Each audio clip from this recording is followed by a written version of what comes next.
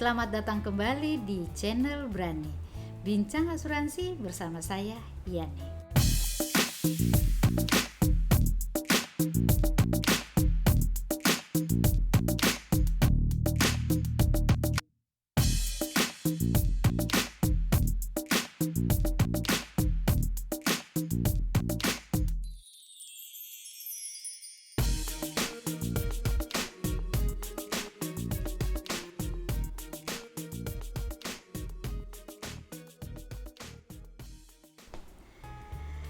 Jika kamu seorang karyawan, perusahaan tempat kamu bekerja pasti sudah memiliki peraturan untuk menentukan kamu pensiun di usia berapa.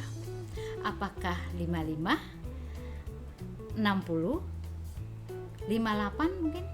Atau ada yang sampai usia 65 tahun. Kalau kamu seorang entrepreneur, kamu pasti sudah memiliki rencana untuk pensiun atau menikmati hasil kerja kamu selama berpuluh-puluh tahun.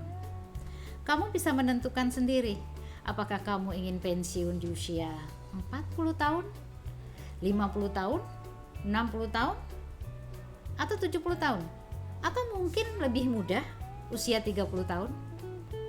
Kenapa tidak? Yang menentukan usia pensiun kamu adalah kamu.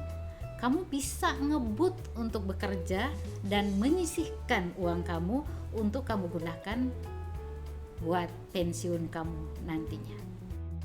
Kamu bisa menyiapkan dana untuk membiayai pensiun kamu. Kalau kamu seorang karyawan, perusahaan akan menyiapkan mungkin dana pensiun yang dikelola oleh lembaga keuangan yang dikenal dengan DPLK. Atau mungkin juga perusahaan kamu menyiapkan dana pensiunnya sendiri menggunakan dana pensiun yang dikelola oleh perusahaan kamu, atau kita kenal dengan istilah DPPK. Kalau kamu seorang yang entrepreneur, maka kamu juga bisa menyiapkan dana pensiun kamu lewat DPLK tadi, atau mungkin menggunakan instrumen investasi yang lain. Dengan begitu, maka pensiun kamu kelak akan aman. Kamu bisa menikmati pensiun dengan nyaman.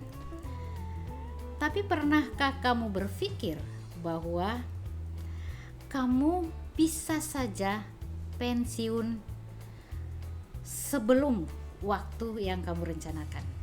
Iya, pensiun dipaksa. Perusahaan tempat kamu meminta kamu untuk dipensiunkan. Kenapa?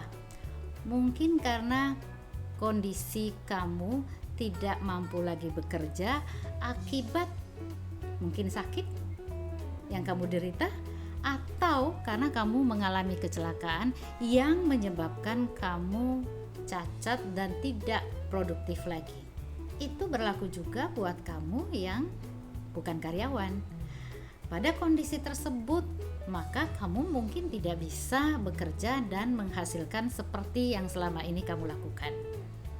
Kondisi tersebut tidak hanya berakibat pada kondisi kesehatan kamu yang terpuruk, tetapi juga kondisi ekonomi kamu juga ikut terpuruk.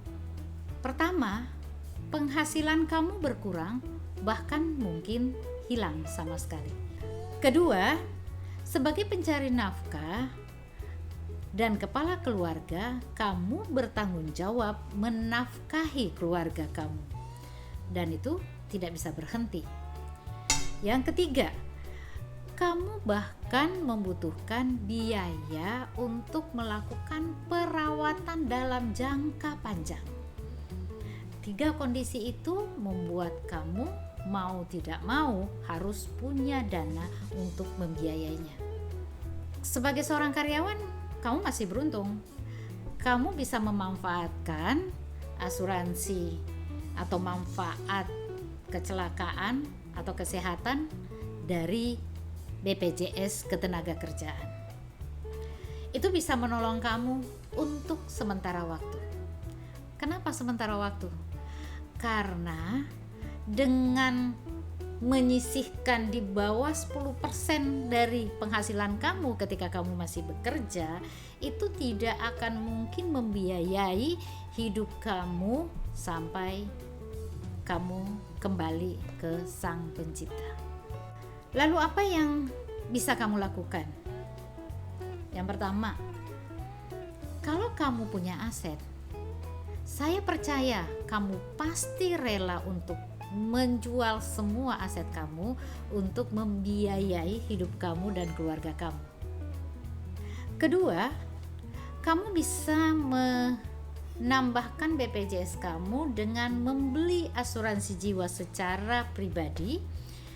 Sayangnya di Indonesia belum ada asuransi yang menawarkan long term care dalam arti yang sebenarnya.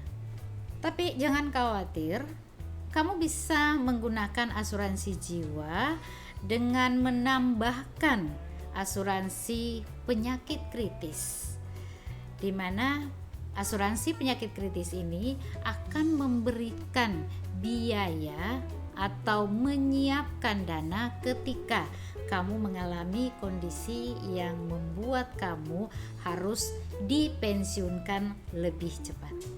Kamu bisa mendapatkan asuransi ini dengan mendatangi perusahaan asuransi yang terdekat di tempat kamu bertempat tinggal, atau kamu bisa menghubungi agen asuransi. Dengan begitu, maka kamu tidak perlu khawatir kalau terjadi suatu ketika kamu harus pensiun dipaksa. Simplify your life with life insurance. Sampai jumpa.